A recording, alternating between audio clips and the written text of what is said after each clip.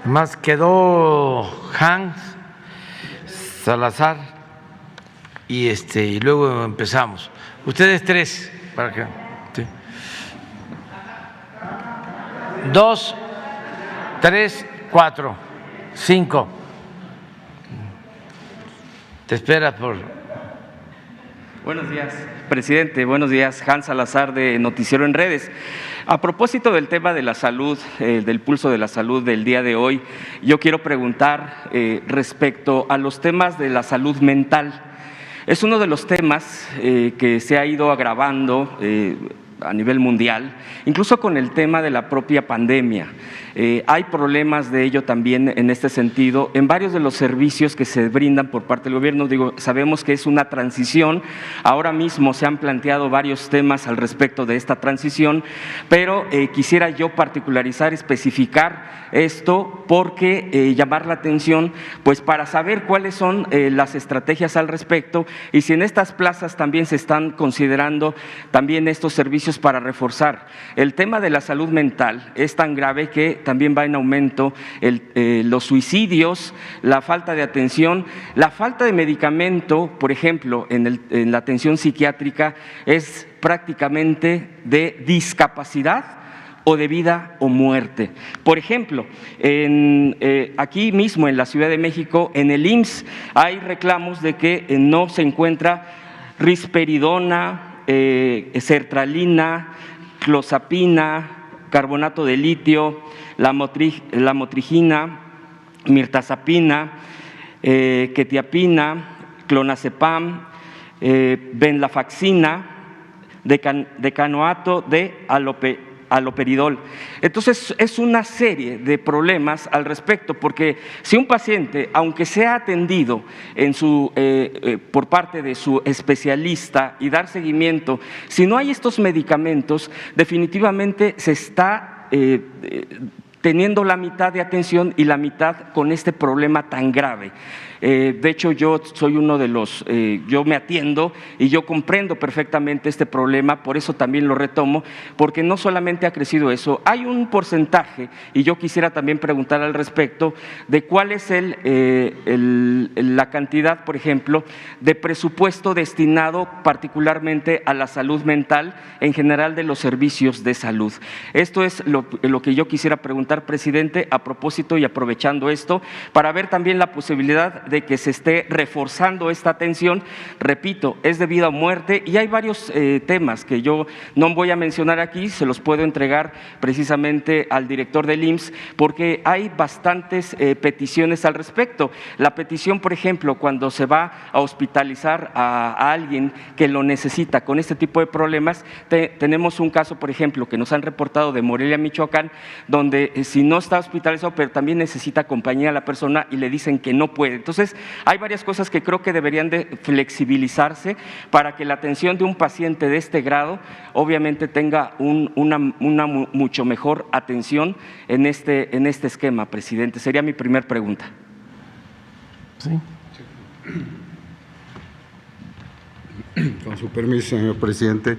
Efectivamente, lo expuesto es una situación importante, muy importante. Quiero recordarles, ustedes pueden ver que desde el 2019 tomamos una iniciativa, la primera realmente a nivel nacional, de hacer una transformación, primero un análisis y segundo una transformación de la salud mental. En forma inmediata nos ubicamos en jóvenes, porque es donde también se une toda esta plataforma horizontal de atención, de diagnóstico y desde luego de transformación. Esto con un contenido que se ha mantenido por muchos meses, yo diría más de 2 años, en la salud mental y el camino hacia la paz. Esto desde luego es una situación que se debe mantener. Junto con ello las adicciones y luego viene la pandemia.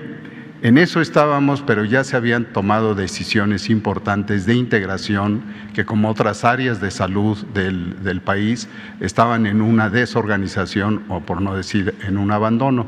Y esto considero que fue un elemento de inicio que se mantiene ahora y que se está organizando en muchos aspectos que llaman la atención y que desde luego han sido muy claros al considerar que se sumaran instancias que estaban muy dispersas y que desde luego se protegiera esto no solo en las ciudades, no solo con hospitales psiquiátricos, sino con toda la prevención. Aquí la parte preventiva es fundamental y en abril del 2019 se integró precisamente la atención primaria a la salud en su reforzamiento ante el mundo y en especial aquí en México se hizo como sede de lo que es la prevención, atención primaria a la salud, donde se unió de principio la salud mental y sigue presente. La Organización Panamericana de la Salud participó inclusive en ello. ¿Qué quiero decir en la práctica? En la práctica, lo que ha llamado mucho la atención es que ya no hay hospitales psiquiátricos. Voy a tomar esta situación como una decisión que no solo es en México, es una decisión que progresivamente desde hace una década se ha tomado como una realidad de que un paciente, un individuo con alteraciones de salud mental y más ahora después de la pandemia requiere una atención integral desde la familia y desde luego tomando en cuenta que tienen en nuestro país durante la pandemia vimos que el 70% de aquellos que tuvieron un desarrollo grave de la afección por el virus, el 70% tenían otras comorbilidades y parte de esas comorbilidades eran precisamente su afección de la salud mental que fueron desde luego magnificadas por la situación de la pandemia.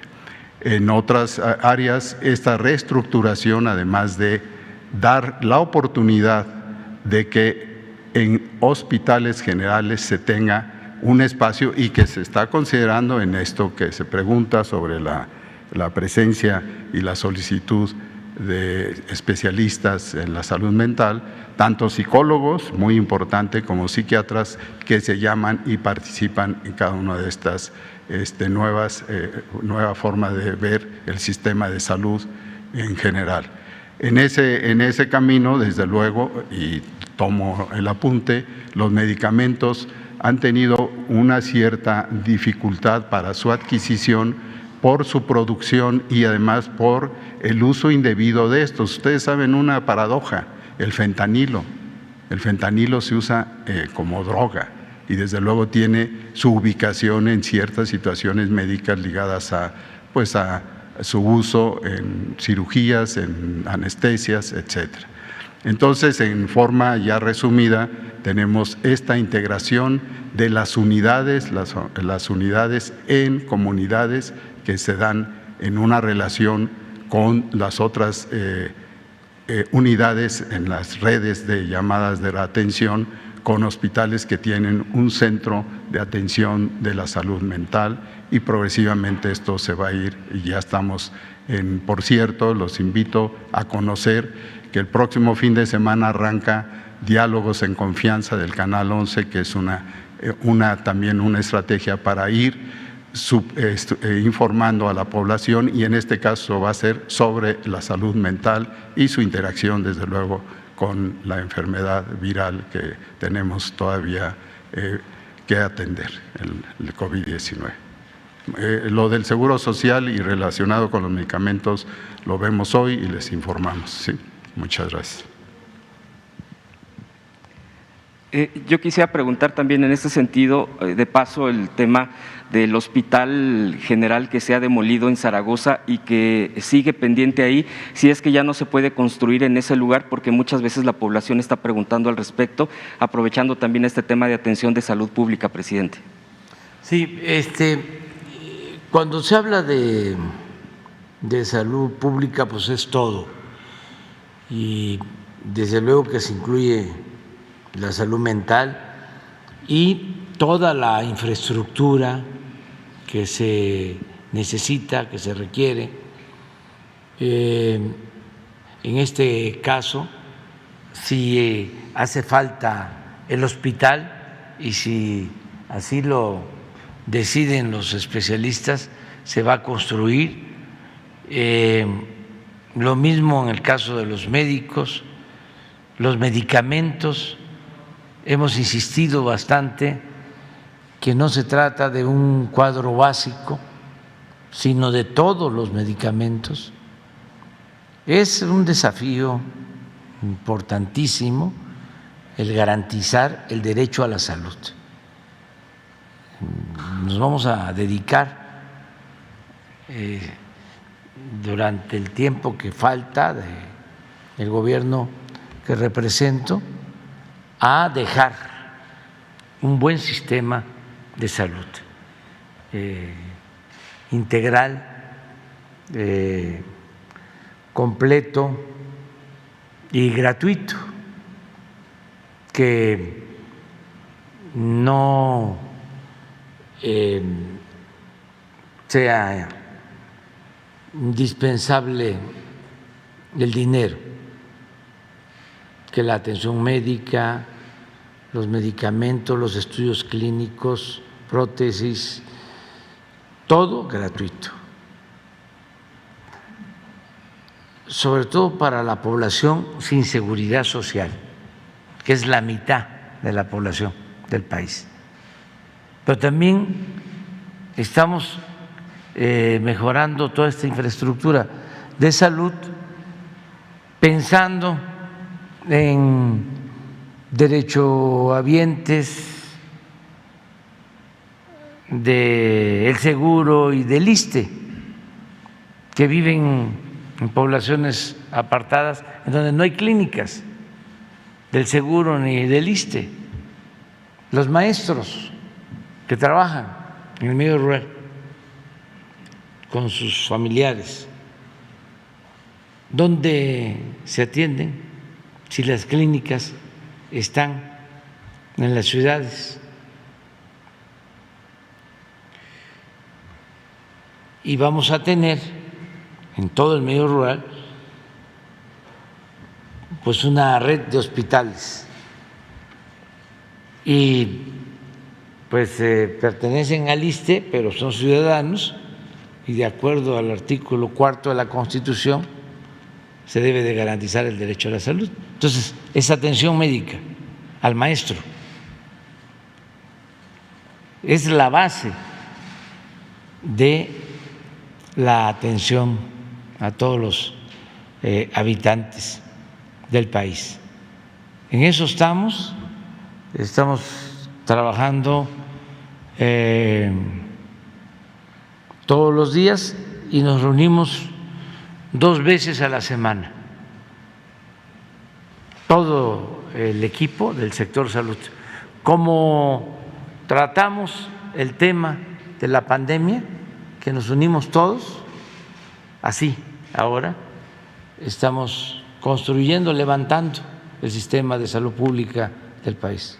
Presidente, respecto a lo del hospital, ¿qué dice usted que tendría que ser evaluado por los especialistas para ver si es factible o no su construcción? ¿Cuándo pudiera ser aproximadamente un límite de tiempo, ya que usted mismo ha dicho que las obras de este sexenio se acaban en este sexenio?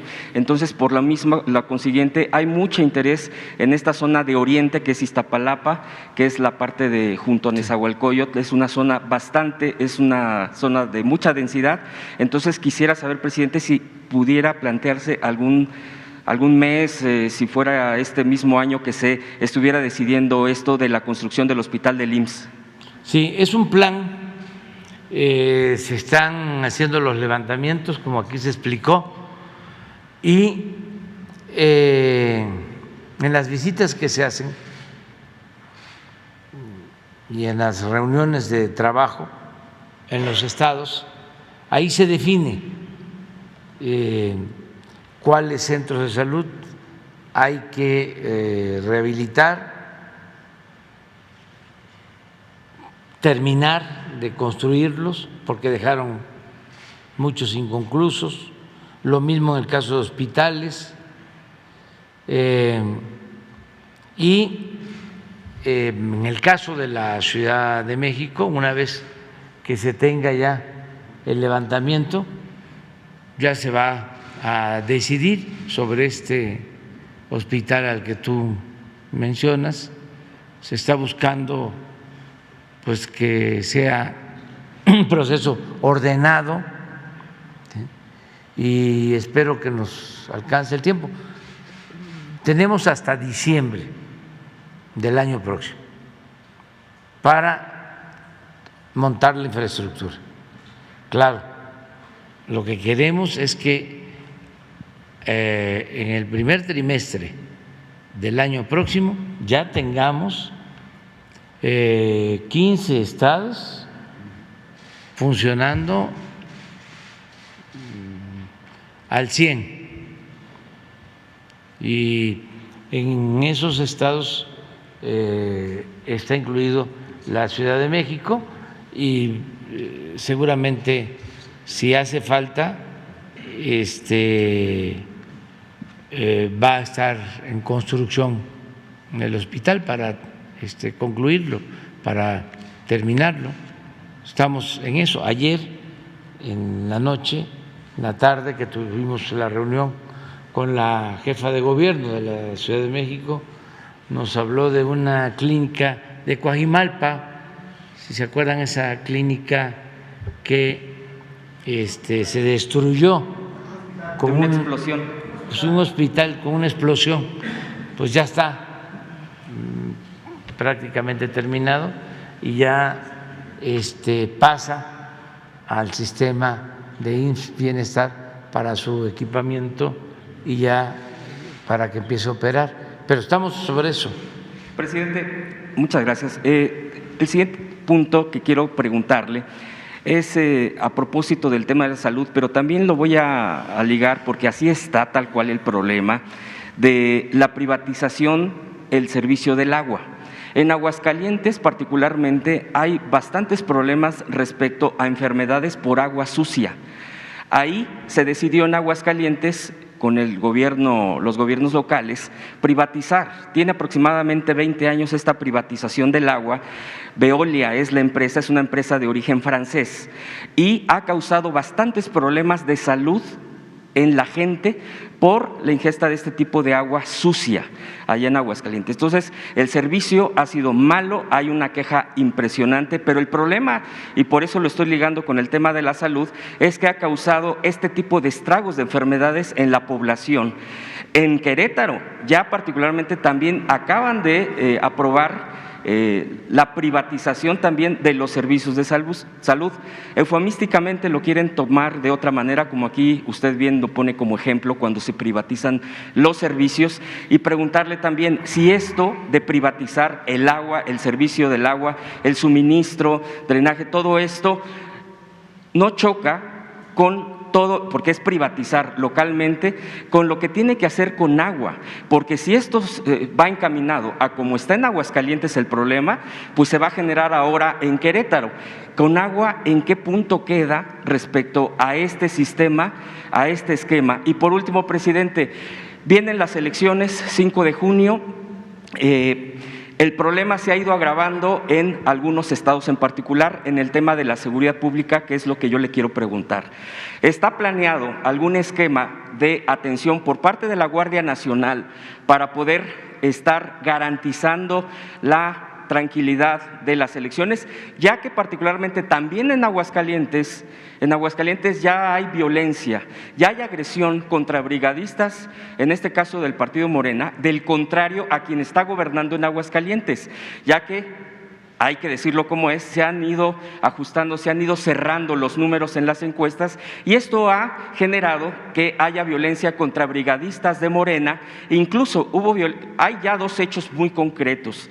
Este domingo a las 3 de la mañana ingresó un grupo, un comando a una vivienda en particular para agredir a brigadistas y es un grupo con uniformes tácticos, o sea, no es un tema menor, los amedrentaron y les dieron 24 horas para salir del estado de Aguascalientes de acuerdo a sus dichos. Ya se han levantado denuncias.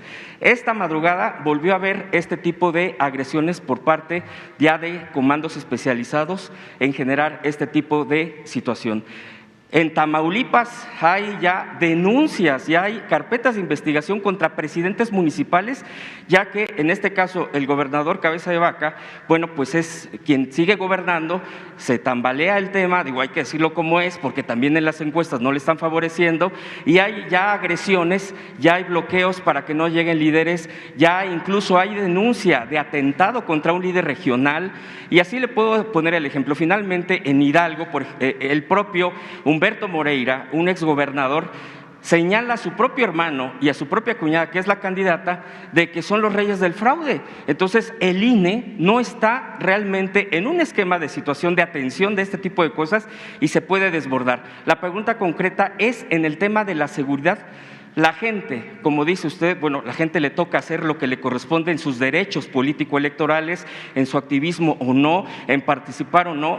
Me parece a mí que la gente está haciendo lo propio de salir a la calle, de ejercer sus derechos, pero creo que de parte del gobierno federal, le pregunto, ¿cuál es el tema de garantizar o de asumir una responsabilidad de parte de la Guardia Nacional para acompañar y que no se desborde esto de aquí al 5 de junio? Le agradezco, presidente. Sí, bueno, pues en el caso del agua es una decisión soberana, es una decisión de los gobiernos de los estados y tienen en casi todos los casos el aval de los congresos locales. Entonces nosotros no podemos intervenir, solo que corresponda a manantiales o aguas federales que tienen que ver con la administración de la Comisión Nacional del Agua, lo que decías de Conagua, pero la distribución del agua en los estados, incluso en municipios, depende de las autoridades locales. Mi recomendación, pues, es que se tenga mucho cuidado, no, como dicen los académicos, no es malo per se el que una empresa administre la distribución del agua. Lo que sucede, por lo general, es que hay corrupción. La variable, dirían los tecnócratas, corrupción es la que lo echa a perder todo.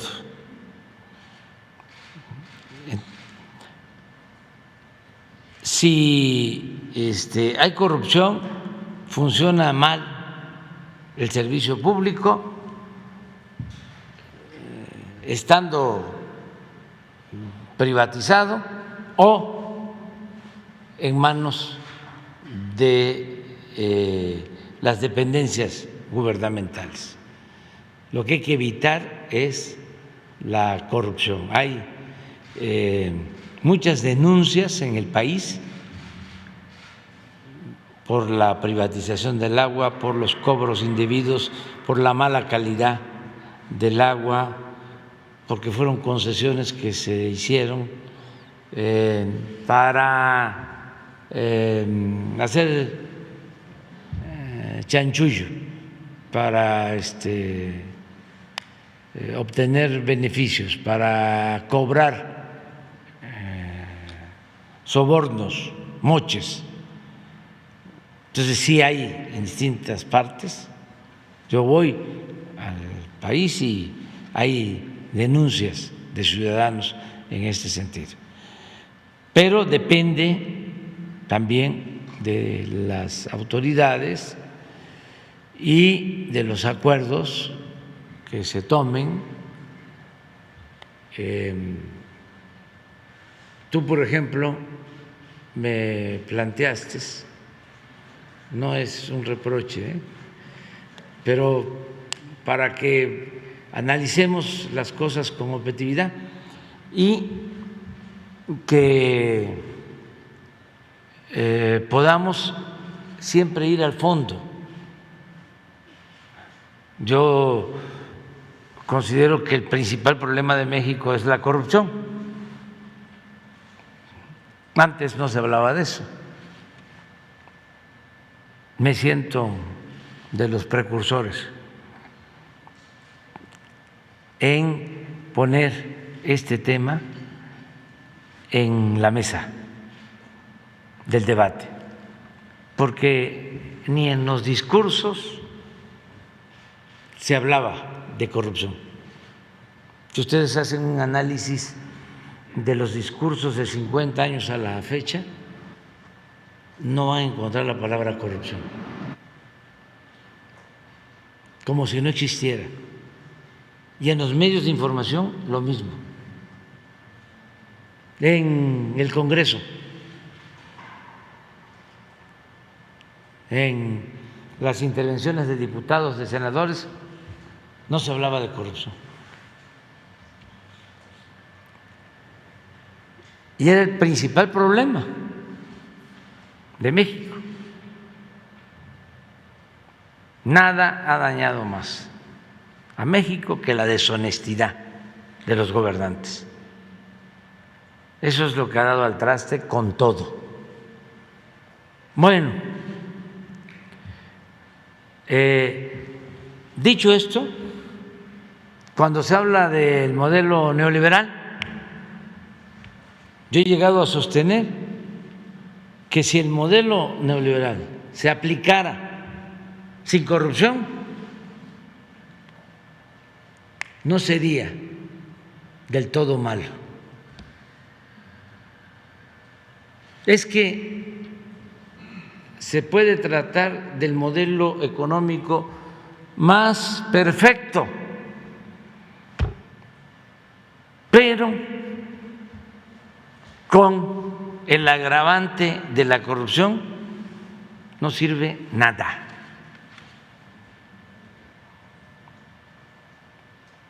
Entonces, el fondo es ese, el que impera la corrupción. Tú, defendiendo a los trabajadores de Capufe, me planteaste, ya me hiciste dudar si fuiste tú. Yo creo que sí. Sí. Entonces, quien está en Capufe es una mujer honesta, Elsa Beites, y le pedí un informe, porque se estaban haciendo recontrataciones y se quejaban algunos de que no estaban siendo recontratados o se les estaba despidiendo, y nosotros tenemos el compromiso de no despedir a los trabajadores. Entonces le pedí un informe. Coincidió, por eso ando recorriendo el país siempre, que estuve en Veracruz y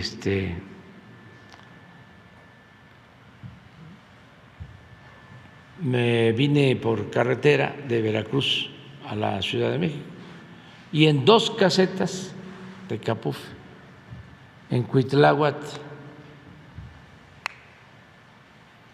y creo que en Córdoba, los trabajadores me protestaron por esto que se planteó aquí.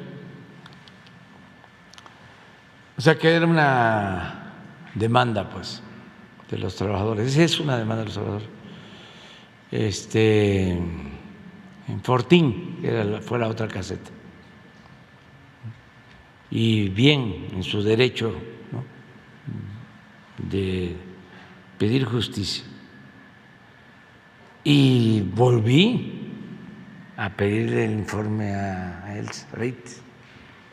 Y la verdad es que me convenció de que había corrupción en las casetas. No en todas. Me presentó pruebas de que cobraban y no ingresaba el dinero.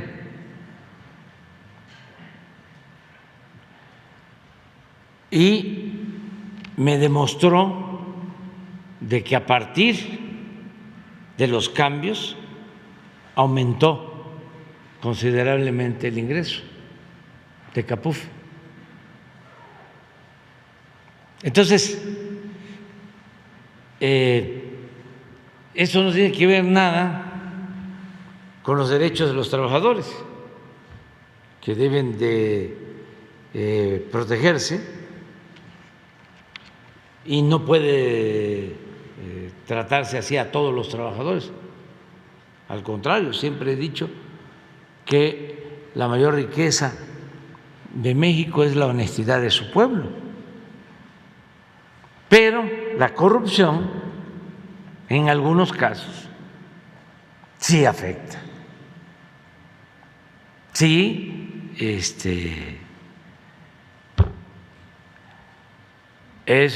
como lo he dicho, más que una pandemia, una peste que debemos de terminar.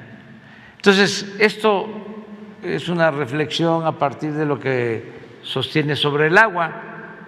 Entonces, que la gente denuncie si hay corrupción, si cobran muy cara el agua, si el agua está sucia, si ya se sabe de que son empresas que han quedado mal en otros estados, pues entonces sí, no dar el llamado beneficio de la duda. Al contrario, dar por hecho de que eso estuvo mal y que fue un acto muy probablemente de corrupción. Lo otro, lo electoral, no quiero meterme en eso. Solo decirle a la gente, donde van a haber elecciones, que participen, que salgan a votar, porque los que no quieren la democracia siempre buscan atemorizar, meter miedo. Eso lo hemos padecido durante mucho tiempo, para que la gente no salga. Y con los votos de las clientelas o los votos que compran o los votos que tienen que ver con la delincuencia o que consiguen con la delincuencia, con esos votos les alcanza para triunfar. No es lo mismo que vote el 40% de los ciudadanos a que vote el 70%. Cuando pasa del 50%, ya es muy difícil el fraude. Y entre más participación, menos fraude. Porque pueden controlar a ciertos sectores. Y cada vez es más difícil, porque la gente ya está muy consciente. Ya no es el tiempo del reparto de las despensas, del frijol con gorgojo, o de la amenaza, o te voy a apuntar en la lista porque te va a tocar tu vivienda o te va a llegar tu material de construcción, o vamos a hacer un carrusel y te doy tu boleta,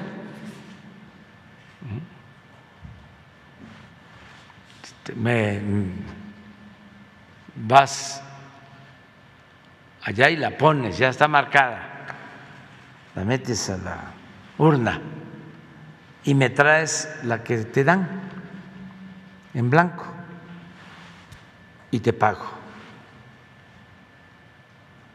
1,000 pesos, 2,000 pesos.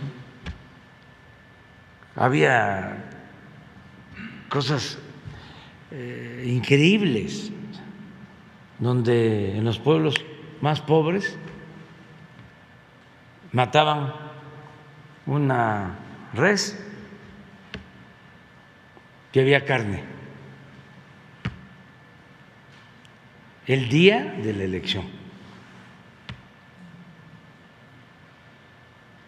Me acuerdo en Yucatán que había una elección y un gobernador compró, no sé si uno o varios contenedores de bicicletas de Asia, de China, antes de la elección, y a repartir bicicletas, porque necesitaban los votos. Todo eso lo recuerdo por los jóvenes. No tiene mucho tiempo, ¿eh? No estoy hablando del siglo pasado. Entonces, ya eso, ya la gente no lo permite, no lo tolera, y tampoco el miedo, las amenazas. Y siempre digo que la libertad no se implora, la libertad se conquista. Si nos atemorizan, nos quedamos en la casa, nos metemos a la cama y nos tapamos, pues ya estamos vencidos. No, ¿qué nos vamos a meter a la casa? ¿Qué nos vamos a meter a la cama y nos vamos a tapar con colcha? Hay que salir a ejercer nuestros derechos ciudadanos. Ya la autoridad tiene que garantizar que haya paz, que haya tranquilidad, que nadie sea agredido. Eso va a corresponder, como siempre, a seguridad pública en los estados. La Guardia Nacional tiene que estar pendiente, pero que no se dejen intimidar los ciudadanos. Hay que salir,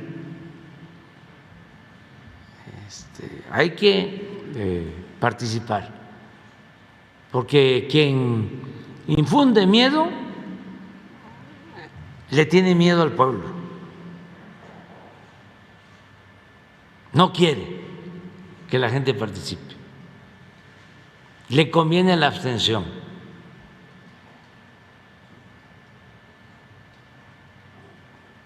No sé si deba decir esto y no me vayan a multar los del INE, pero pues no estoy pidiendo el voto a favor de nadie, sino nada más que participemos, porque es muy importante la democracia. Hablaba yo de la importancia de acabar con la corrupción, pues es lo mismo. entre más democracia se tiene, menos corrupción. Porque cuando hay democracia hay competencia.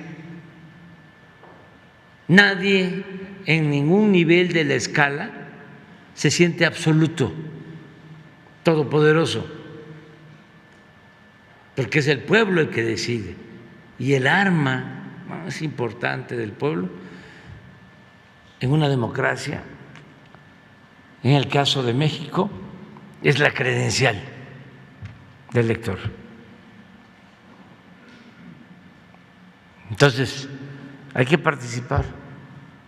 Eso es lo que puedo comentar. Bueno, vámonos con las compañeras. Gracias. Muy buenos días, presidente. Pues dando seguimiento a combatir la corrupción, como usted dice, yo he venido cada mes aquí a dar cuenta de la corrupción, la voracidad de los edificios, las construcciones, el derrumbe que hubo en Puerto Vallarta. Quiero decirle que me siento muy afortunada de tratar con los funcionarios federales que he tratado, María Luisa Albores, la gente de Protección Civil, Senapred, todos ellos ya hicieron su trabajo. Estuvo Sofemat, también hizo su trabajo. Quienes no hacen su trabajo, y que afortunadamente ya la maestra María Luisa Albores hizo cambios en la delegación Jalisco de Semarnat, se encontraron ahí situaciones irregulares. Quienes no hacen su trabajo, a pesar de que ya se dieron indicaciones de lo que se debe de hacer, es el desarrollador, donde hubo el derrumbe, Serena, el colapso de la calle Santa Bárbara. El problema es, y que sea yo tan reiterativa y estar aquí con ese asunto, y aquí le traigo ya documentos de otro desarrollo que ya está en riesgo, precisamente derivado del derrumbe, que es Paramount. Ellos están tratando de contener, de arreglar parte del edificio. La vez que estuve aquí estaba el canciller Marcelo Ebrard. La comunidad quería platicar con él ya mandó un representante, ya hizo el licenciado Andrés Gómez un recorrido conmigo, ya fuimos, ya vio, ya se dio cuenta de todo, y desde aquí lo que pedimos es ahora que la pregunta, porque si pasa una catástrofe, como venimos antes a anunciar lo de el derrumbe y se dio, ahora yo no quisiera que pasara algo ahí, pero todo nos parece indicar que si no se actúa de inmediato, algo va a pasar. Si algo sucede, ¿quién va a ser el responsable? ¿El desarrollador, el perito, el que dio la licencia, el presidente municipal que estaba anteriormente, el que está hoy, que está cargando con todos los procesos legales que le dejaron? ¿De quién va a ser la responsabilidad si hay una catástrofe mayor? Y por eso he venido, y a lo mejor parezco reiterativa con ese tema, pero son vidas, presidente, las que están en riesgo, y hay que poner un alto a la voracidad y a la corrupción que ha habido en Puerto Vallarta en ese tema de las construcciones. Es por ese lado. Y hablando también, no sé si nos da alguna respuesta con respecto a esto que le digo, y me paso a otros asuntos que tienen que ver también con corrupción, que efectivamente es lo que ha adolecido a nuestro país, a Jalisco, a Puerto Vallarta. En el caso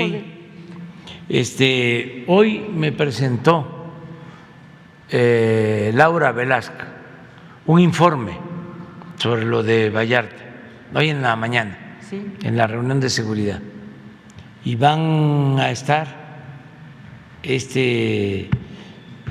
fin de semana, van a estar en Vallarta, a ver si me consiguen el informe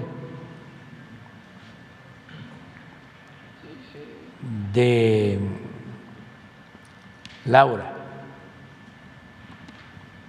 Me lo entregó hoy en la mañana y lo leí, y por eso sé que van a estar el fin de semana. Y todos los funcionarios, presidente, quiero decirle que puntualmente se han comunicado, han ido. Yo estoy sorprendida de la respuesta que dan los funcionarios federales, porque pide uno hablar con algún estatal o algún municipal y hay más respuesta viniendo aquí, que se dé una instrucción que inmediatamente, todavía ni termino salir de aquí, ya se están comunicando conmigo y lo tengo que decir, porque si fuera lo contrario también se lo diría.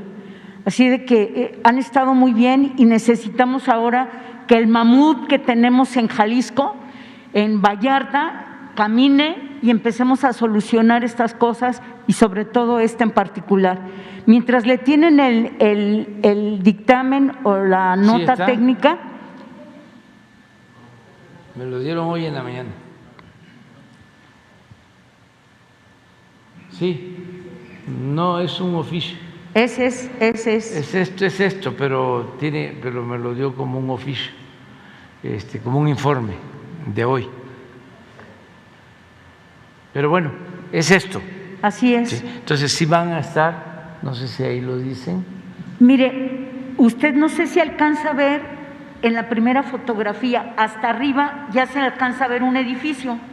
Ese edificio se llama Paramount y ese ya empieza a verse como grietas, cuarteaduras, y los vecinos, los dueños de sus fincas ya empezaron a hacer algunas labores, y aquí traigo el documento que le envían.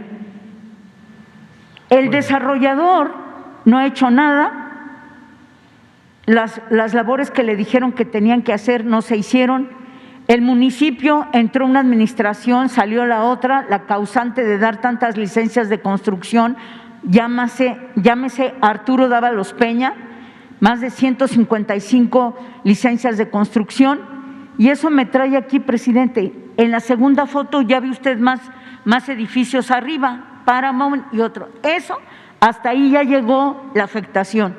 Por eso, la verdad sí, se requiere. Bueno, si te parece, ahora con Leti se ponen de acuerdo. Sí. Y ella te atiende para ver eso. Y si van los servidores públicos, que aprovechen para ver el otro tema que estás tratando. Gracias. También decirle que aquí le traje el tema de pensiones del Estado de Jalisco.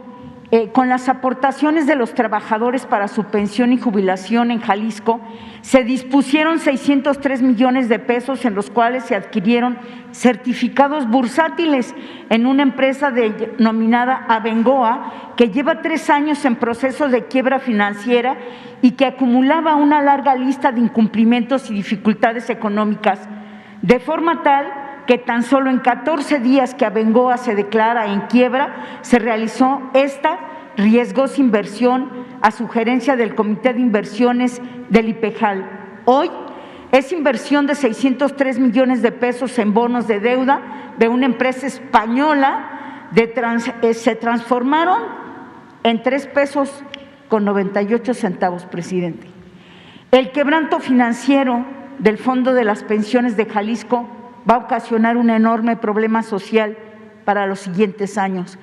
Es algo así como un fobaproa, vamos a decir, que le quieren meter a los ciudadanos de Jalisco, y se trata de dinero de los trabajadores que aportaron, y debido a la corrupción se ha usado en inversiones inmobiliarias fraudulentas, algunas de ellas en Puerto Vallarta, y es un abuso total en el que el gobierno, yo creo que el gobierno del Estado está ahorita en estos momentos creando una serie de situaciones como la verificación que usted aquí echó para atrás, pero allí en Jalisco la gente está marchando en contra de esa disposición.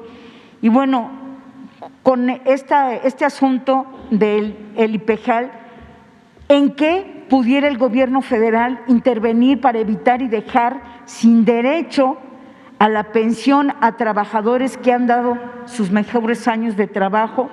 Y de acuerdo con el estudio, resulta particularmente alarmante que el déficit actuarial del IPEJAL, que hoy asciende a 260,000 millones de pesos, cuando apenas hace 3 años el monto de este déficit era de 57,000 millones de pesos. A efectos de dimensionar lo anterior, conviene destacar que el actual déficit actual de IPEJAL es prácticamente 2 veces mayor que todo el presupuesto de egresos del Estado de Jalisco de 2022. Estoy hablando de 137,000 millones de pesos.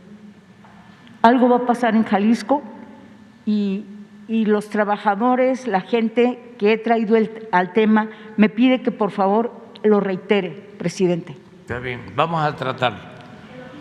Ahí está el oficio. Sí, ese es. Sí, es la parte final.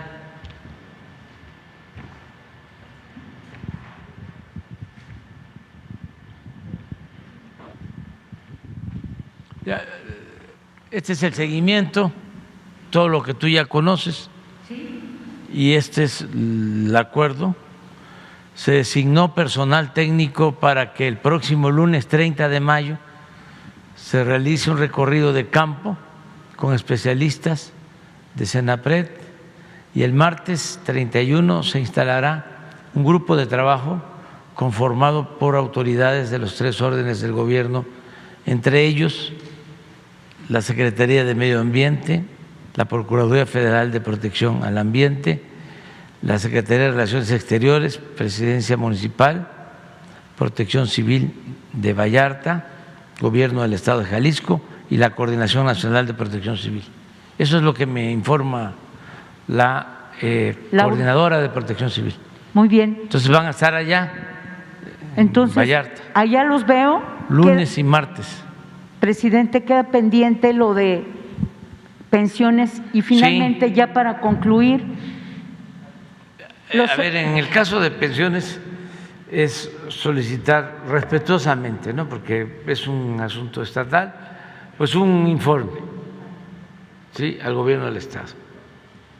Presidente, y finalmente, ¿se acuerda usted que fue a Vallarta y ofreció 650 millones de pesos para calles, obras y demás? Se fueron al tren a Guadalajara.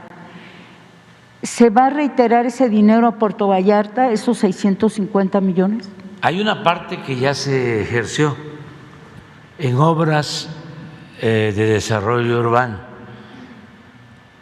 en Vallarta, porque yo tenía al principio esa idea de que se habían transferido los recursos para concluir lo del tren en Guadalajara, pero hay una parte que sí se quedó en Vallarta, en algunas obras. Voy a pedirle a Román Meyer que nos diga qué se hizo y qué falta, y ya veríamos cómo le hacemos para concluir con el presupuesto original, pero ya no son los 600 porque sí hubo una inversión en Vallarta. No sé si fueron espacios deportivos, alguna. En la Lija. Sí, sí, alguna acción se llevó a cabo. Gracias, presidente. Vamos a informarle. Y ahora sí, disculpando ya para retirarme con esta participación, presidente, el 26 de mayo hay una marcha en Guadalajara. La Universidad de Guadalajara va a marchar, van a salir maestros, académicos, ejerciendo esa libertad para participar. Todo es derivado de 140 millones de pesos que ya estaban etiquetados, que ya los habría aprobado el Congreso para una obra, para el Museo Ambiental y de Investigación, 140 millones de pesos que estaban aprobados. El gobernador los derivó a otra área y se requiere de esa inversión para la universidad. Entonces, ojalá y usted también nos pueda ayudar en algo. Por lo menos decirle al gobernador que, digo, usted ya lo está apoyando mucho para la línea 4, cosa que agradecemos todos los jaliscienses, pero también queremos cultura de paz, no queremos marchas, queremos que lleguen a un acuerdo y que le otorgue el recurso que le corresponde. Muchas gracias.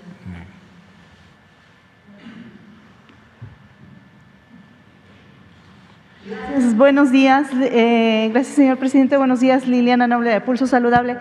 Señor presidente, yo quisiera conocer cuál es el número total de médicos que se van a basificar en esta regularización de IMSS Bienestar en estos primeros 15 estados. Si me pudieran compartir ese número, y sería mi primer pregunta. Gracias.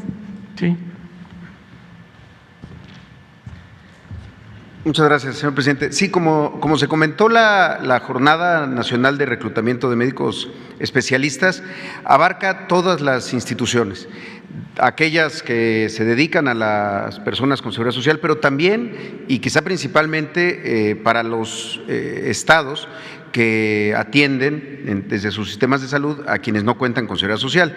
Y en estos 15 estados es donde se identificó que de lo que los propios gobiernos de las entidades federativas dieron a conocer, hay cerca de 5,000 que corresponden a médicos especialistas en alguno de estos 15 estados. Idealmente, para nosotros serían la totalidad.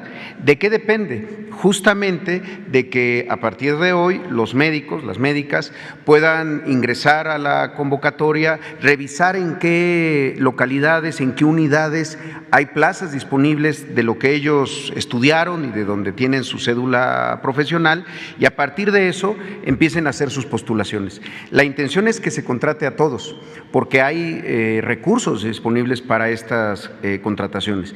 Pero lo que estamos intentando empatar, digamos, es las necesidades de las instituciones con la existencia o la presencia de médicos especialistas que decidan ayudarnos en alguna de estas plazas. Pero lo ideal es que fueran pues todos, los 13,765 y en particular los 5,000 de estos 13,000 que corresponden a los servicios estatales de salud para personas sin seguridad social en los 15 estados del país que se están proyectando para este año. La Organización Mundial de la Salud dice que deberían de existir alrededor de 23 médicos y parteras por cada 10,000 habitantes. La Organización para la Cooperación y el Desarrollo Económico, la OCDE, dice que México tiene 2.4. La mayoría de los países que integran esta organización tienen alrededor de 3.4. En los porcentajes, usted, maestro, es muy bueno como economista con el tema de los números. ¿Cuál sería el porcentaje que se podría alcanzar a cubrir de este faltante y a lo mejor elevar un poquito este piso tan bajo que se encuentra en la lista de la OCDE por la carencia de los médicos? Muchísimas gracias, nada más que no soy economista. Ay, perdón, administrador. Soy politólogo, pero sí, a ver, los datos que se establecen tienen que ver tanto con médicos generales como médicos especialistas. En este momento estamos concentrados en la parte de médicos especialistas porque es donde existe el mayor déficit. Si nosotros observamos, para ponerle un ejemplo, cuáles son las necesidades del Seguro Social de médicos generales, son cerca de 250 vacantes, que además ya estamos logrando cubrir, sobre todo con médicos que estuvieron ahora ayudándonos en la pandemia. Pero ese indicador respecto a médicos generales en el país está bastante cubierto. Es en médicos especialistas, que tiene que ver justamente con que la formación de estos médicos la realizan las propias instituciones de salud. Es decir, al año ahora se forman cerca de 20,000 médicos especialistas que van ingresando, pero estábamos en momentos, los años recientes, en donde las instituciones estaban formando menos médicos de los que las propias instituciones iban a necesitar. Entonces, la intención es, en el mediano plazo, que México tenga una capacidad de formación para que se cubran esas brechas tan grandes.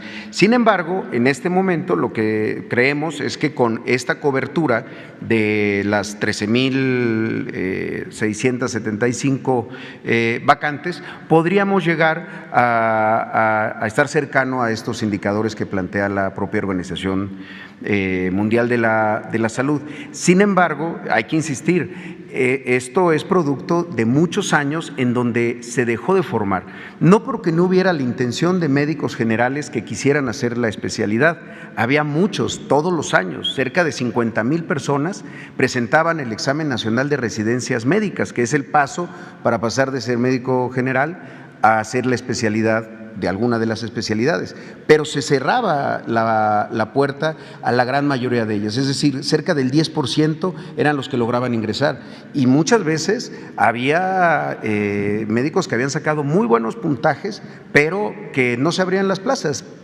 no se hacían las inversiones, pues. Y contrario a eso, sí se hacían muchas inversiones en infraestructura y más infraestructura, que quedaba, iba generando un rezago aún mayor de infraestructura con plantillas incompletas. Nosotros lo hemos dicho muchas veces, un hospital sin el personal óptimo, sin su plantilla ideal, no es una instalación de salud, es un edificio nada más. Y ahí es donde empezó este gran problema de pensar que solo era construyendo más y no formando más y abriendo más plazas, más vacantes para los médicos residentes. Entonces, pues es un buen dato para ver quizá a la hora de que observemos cuántos se cubrieron de esta jornada, a cuánto nos acercamos a los indicadores internacionales. Pero va a depender mucho de que esta convocatoria se dé a conocer y participen muchas médicas y médicos especialistas que hay en el país.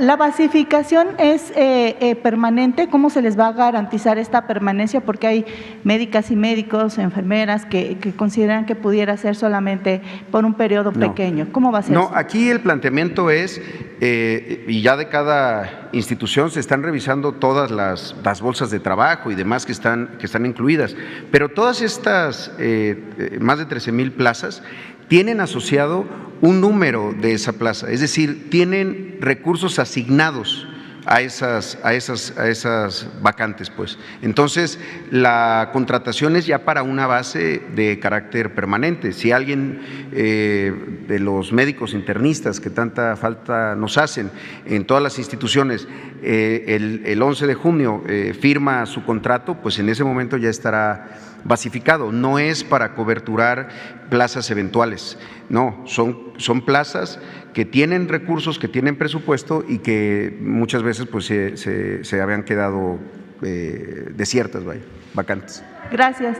Y finalmente, señor presidente, en una entrevista, el doctor Gadi Sadiki Sirot, en programa de radio, me mencionaba que gracias al modelo actual de la prevención de la Estrategia Nacional contra el Suicidio, de la Estrategia Nacional contra las Adicciones, Código 100, de la utilización de la inteligencia artificial y la tecnología para hacer estos muestreos, para detectar en primeras etapas al posible suicida, por supuesto, y también la Estrategia Nacional de la Atención de la Salud de las Enfermedades Mentales. Este modelo tan interesante se ha visto fuera de México y países como España, Reino Unido, Inglaterra, han estado muy interesados en copiar el modelo. Yo quisiera preguntarle, señor presidente, ¿qué tendría que hacer el gobierno en el resto de su mandato para poder lograr que este modelo que usted encabeza pudiera tener la permanencia y llegado otro gobierno no se eliminara y no se echara para atrás todo lo que hasta este momento se ha alcanzado? ¿Cuál sería esta decisión a tomar, presidente? Pues apurarnos para consolidar el modelo, demostrar en la práctica que funciona, que es eficaz, y eso la gente lo evalúa. Yo les puedo decir, sin temor a equivocarme, de que en los últimos 20 años en México, el programa de apoyo al pueblo mejor evaluado por la gente es el de la pensión a los adultos mayores. La gente es la que evalúa. Entonces nosotros podemos decir aquí que ya están los centros de salud, que ya tienen los médicos, que ya no faltan las medicinas, y que se trata muy bien a los pacientes y que ya se basificó a los trabajadores de la salud, pero si no se consolida en la práctica el sistema, si va una paciente, una señora que va a dar a luz y no hay quien la atienda, o le dicen de manera grosera, regrese dentro de una semana, aunque ella ya esté sintiendo de que tiene que dar a luz. No, todavía no, porque se da eso todavía, malos tratos. Pues entonces no estaríamos logrando nuestro propósito. Por eso es tiempo de apurarnos para que tengamos el tiempo necesario y se consolide el sistema. Y una vez que ya esté consolidado, pues la gente lo va a defender. Es como todo. No van a permitir que se desmantele, que se continúe con la política privatizadora o que nadie voltee a ver al medio rural, que se olvide que el sur también existe, como diría Serrat. Ahora no nos va a alcanzar el tiempo y además me gustaría que se haga una vez que tengamos ya la demanda de empleos o las solicitudes para ocupar las plazas, porque lo que quiero que quede de manifiesto, porque hay muchos que de buena fe dudan lo que estamos sosteniendo acerca de que el modelo neoliberal nos dejó sin médicos. Y hay algunos que piensan que exageramos. Pues no tenemos los médicos que requerimos de acuerdo a la Organización Mundial de la Salud. Esto lo maneja muy bien el doctor y también Alejandro Schwartz. No sé si lo tengan de memoria. A ver,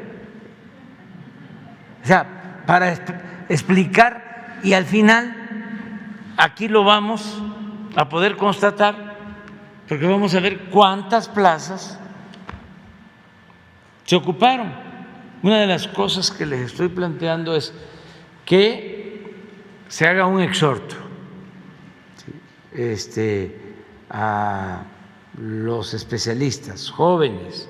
Hay mucha gente en el sector salud con dimensión social, con mística, y que no le importa que le toque ir a un hospital, a la Candona o a la Tarahumara. Hay muchas personas, muchos profesionales con esa visión, pero hay otros, ¿sí?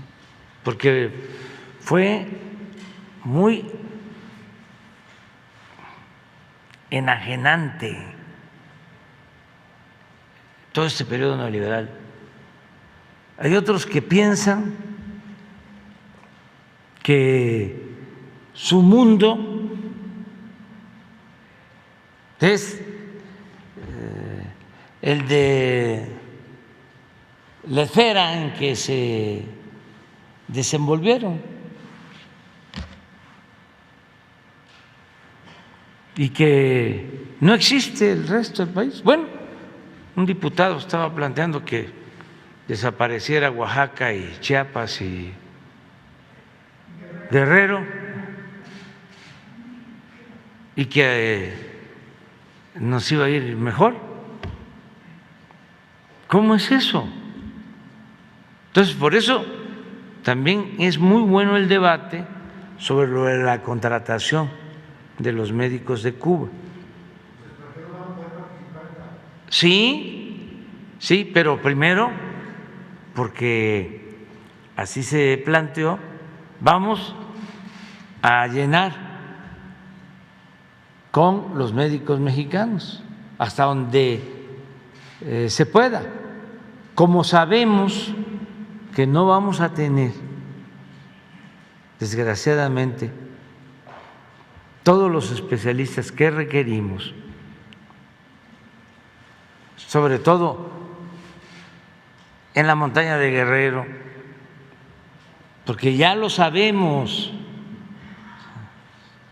conocemos los pueblos de México, sabemos cuál es su situación, recogemos los sentimientos de la gente todo el tiempo. Pero también, con todo respeto, un citadino pues no tiene una visión, pues el que conozca más Nueva York o Madrid, ¿no?, que Chihuahua o Tlaxcala o Chiapas. No es un reproche, pues es que así es esta situación. Entonces, los médicos cubanos ya han estado ayudándonos cuando el COVID, les agradecemos muchísimo. Y la verdad es una vileza el que por cuestiones políticas, ideológicas, por conservadurismo, por una forma retrógrada de pensar, se descalifique. Y el derecho a la salud, pues, es un derecho humano, y es porque hay en Cuba médicos muy buenos, especialistas, van a Europa, fueron a ayudar a Italia en los momentos más difíciles de la pandemia, y cuando salieron les hicieron homenajes.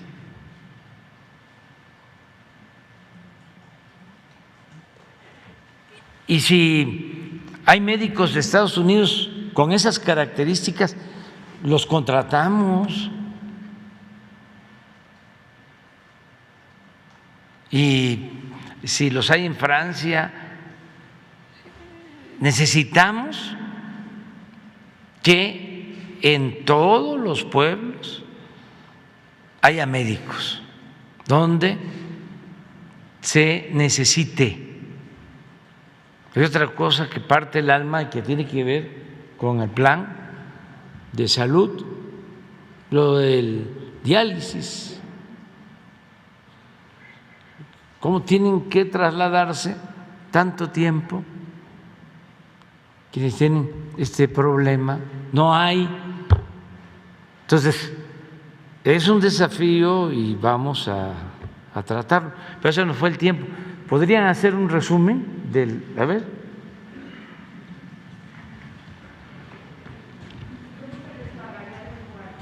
Bien, reiteramos, sí, estoy completamente de acuerdo con el señor presidente, sí necesitamos más médicos especialistas.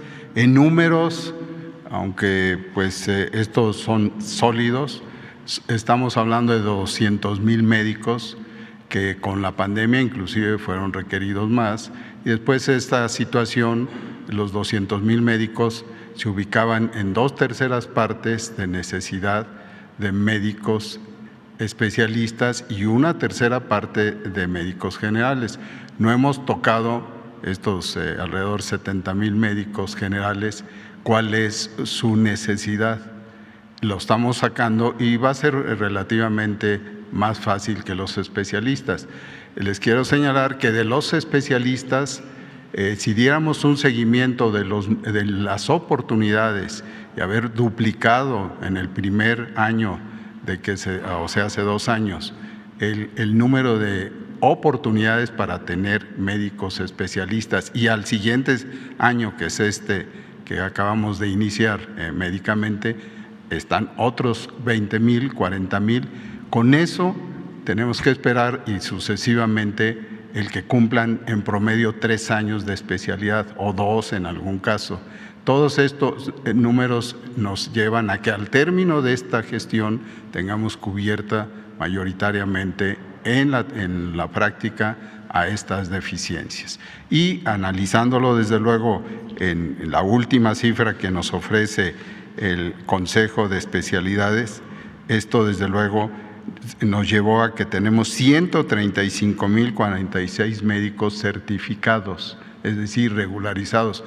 Podría ser que un 20% de estos no se hubieran recertificados, y disculpen, pero ya con tiempo encima, el recertificar es que en promedio cada 5 años los médicos vuelvan a ser valorados, no necesariamente otro examen, valorados por su actividad durante los 5 años, y desde luego en ese camino algunos sí requieren constatarlo por un examen.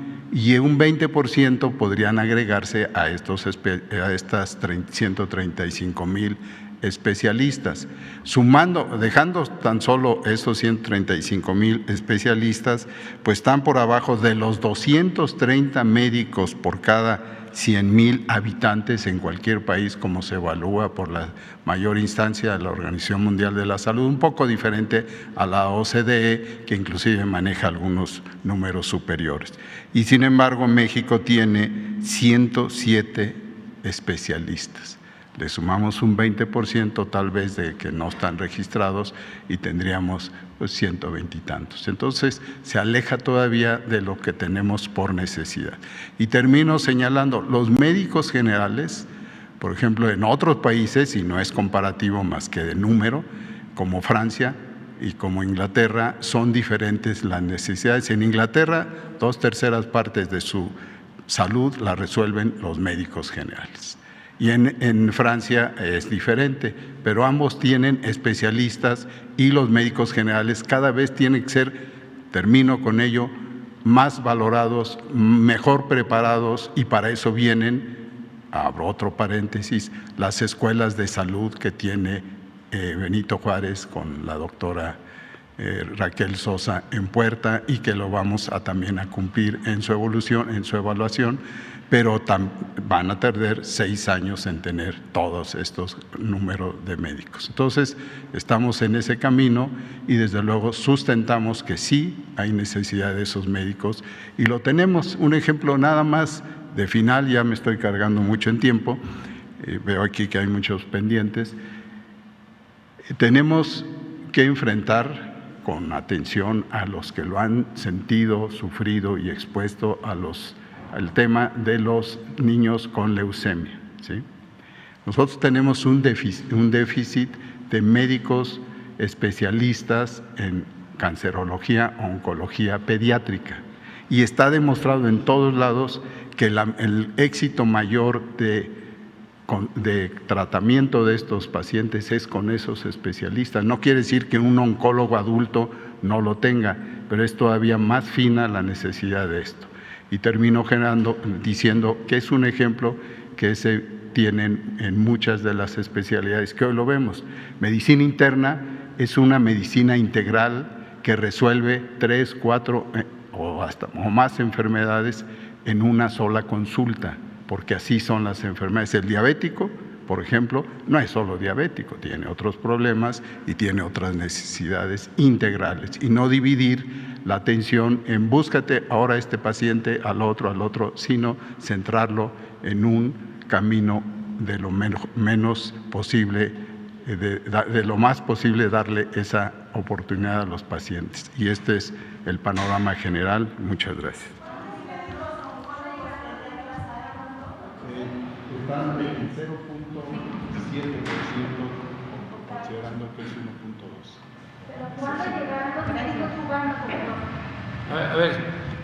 A ver, el dato que, de acuerdo al doctor, porque es para toda la gente, tenemos 0.7 por 100,000 habitantes. Sí. Y se necesita 1.2. Ese es por 100,000 habitantes. Ese es el déficit. En número, a ver si el martes, con toda la claridad, ¿sí?, de todas las especialidades.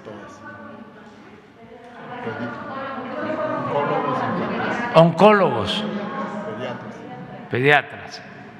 Bueno, ¿les parece que para la próxima vamos viéndolo? ¿Sí? Porque sí es interesante esto, que son cosas que pasaron como de noche en la oscuridad, en la larga noche del periodo neoliberal. ¿Sí? Pero qué bien que están saliendo a la luz estos temas. Hay otros temas también que deberían de salir a la luz. Por ejemplo, el problema grave que originó el modelo neoliberal en la desintegración de las familias. Eso no está medido. Sí podemos también tener información, porque esa es una de las causas, entre otras, de que muchos jóvenes se hayan creado sin tutela y hayan optado por el camino de las conductas antisociales. Entonces, son temas que están ahí, porque no es solo si se creció o no se creció, si se generaron empleos o no se generaron empleos, si se hicieron las obras o no se hicieron las obras. No, hay otras cosas más profundas que tienen que ver con la calidad de la vida. Entonces, todo eso se deterioró. Bueno, el pensamiento, la falta de solidaridad, de fraternidad, de humanismo, cómo creció el individualismo, lo material, el triunfar a toda costa, sin escrúpulos morales de ninguna índole. El que no tranza, no avanza. Si nos salvamos por las culturas de México, porque siempre nos han salvado nuestras culturas, la fortaleza que hay en las culturas, en las familias, en los pueblos. Eso es lo que nos ha librado siempre de todos los males, de las calamidades. Y por eso hay que fortalecer esos valores. Y por eso no hay que estar pensando nada más en el bienestar material, hay que pensar también en el bienestar del alma, en los valores culturales, morales, espirituales. y trabajar mucho con los jóvenes. Es que de veras indigna de cómo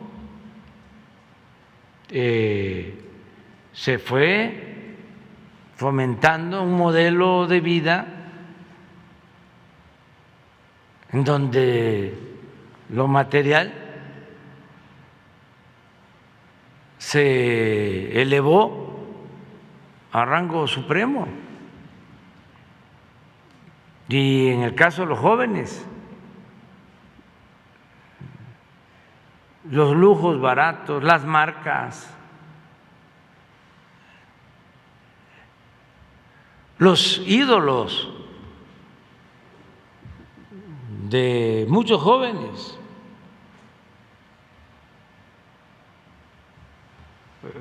actores, artistas caracterizados por la extravagancia. Bueno, lo que dijo uno de los más ricos del mundo, que si quieres tener un Ferrari, no estés pensando como si fueses dueño de un Toyota.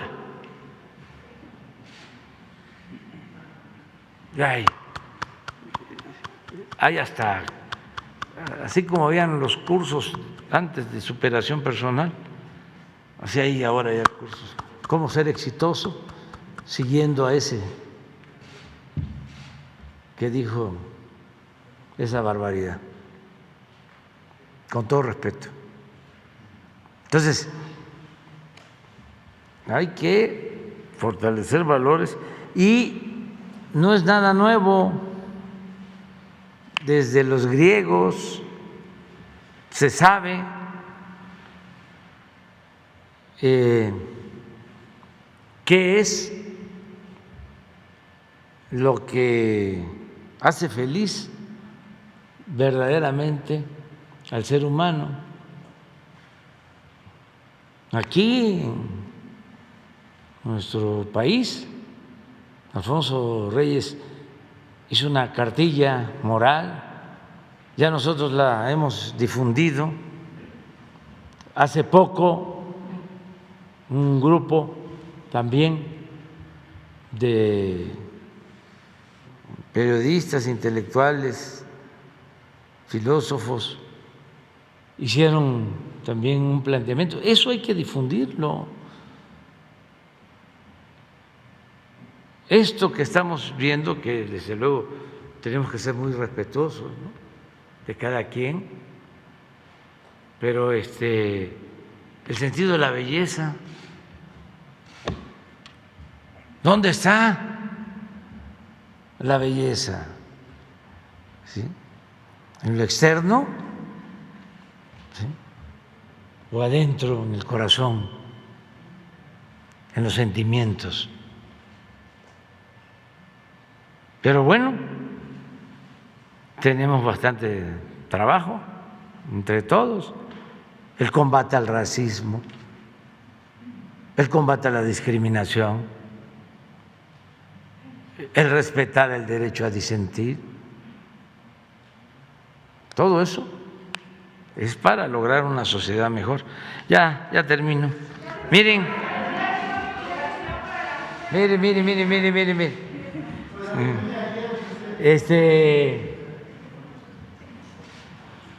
Es el sorteo, martes 28 de junio. Ayuden para que sigamos ayudando. Una casa en Jardines del Pedregal, los terrenos allá en Sinaloa, a la orilla de la playa.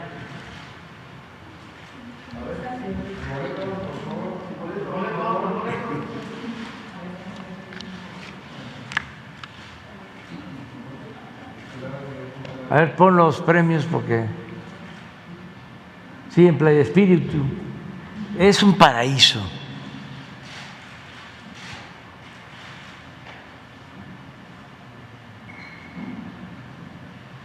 Se entregan las escrituras.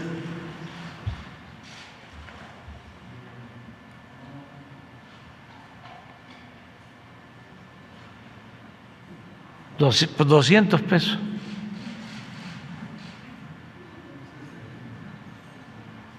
Bueno, nos vemos.